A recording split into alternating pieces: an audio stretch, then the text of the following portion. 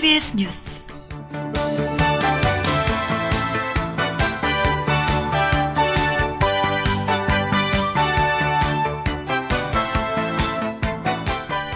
전라남도 목포 시내에서 중년 여성이 흉기에 찔린 채 발견됐습니다.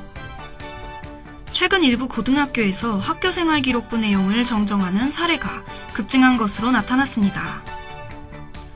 충청북도 충주시가 일제강점기 조선식산은행 건물에 대한 문화재 전문 보수업체를 이달 중 선정할 예정이라고 밝혔습니다.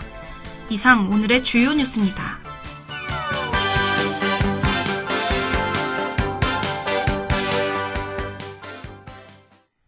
전라남도 목포 시내에서 중년 여성이 흉기에 찔린 채 발견됐습니다.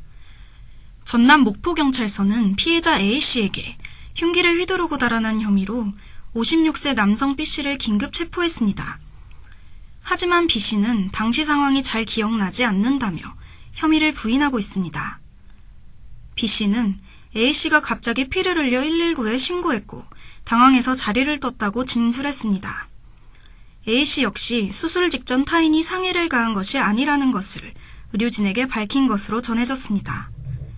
그러나 경찰은 여러 부위에서 상해 흔적이 발견됐고 B씨의 행적이 비정상적이었던 점 등을 토대로 벤치 주변에서 수거한 흉기에서 발견된 흔적에 대한 감식을 의뢰하고 정확한 경위를 조사하고 있습니다. 최근 일부 고등학교에서 학교생활 기록부 내용을 정정하는 사례가 급증한 것으로 나타났습니다. 이런 일이 반복되면서 대학 입시에서의 학생부 종합전형에 대한 불신도 커질 수 있다는 우려가 나오고 있습니다. 교육부가 제출한 고교학생부 정정 현황 자료에 따르면 지난해 전국고등학교에서 학생부를 정정한 건수는 18만 2,405건으로 조사됐습니다. 이는 2012년과 비교하면 3배 넘게 늘어난 수치입니다. 더불어민주당 유은혜 의원은 물론 이런 통계는 절차에 따라 합법적으로 이뤄진 것이며 단순 오탈자 정정도 있지만 정정 건수가 지나치게 급증한 것은 학생부의 신뢰성과 공정성에 대한 우려를 키울 수 있다고 지적했습니다. 충청북도 충주시가 일제강점기 조선식산은행 건물에 대한 문화재 전문 보수업체를 이달 중 선정할 예정이라고 밝혔습니다. 조선식산은행 건물은 지난 5월 29일 등록문화재 683호로 지정됐습니다.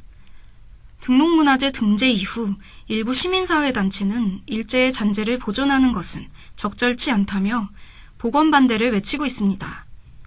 하지만 건물이 나름대로 역사적 의미와 가치를 가지고 있다는 찬성 의견도 있어 찬반 의견이 팽팽히 맞서고 있는 상황입니다. 일제 조선식산은행은 대한제국 말기인 1918년에 설립된 기관으로 동양 척식 주식회사와 함께 일제가 우리 민족 자본을 수탈하는 데 중요한 역할을 했습니다. 끝으로 내일의 날씨입니다. 내일은 하루 종일 맑겠습니다. 최저기온은 5도, 최고기온은 19도, 강수확률은 0%입니다.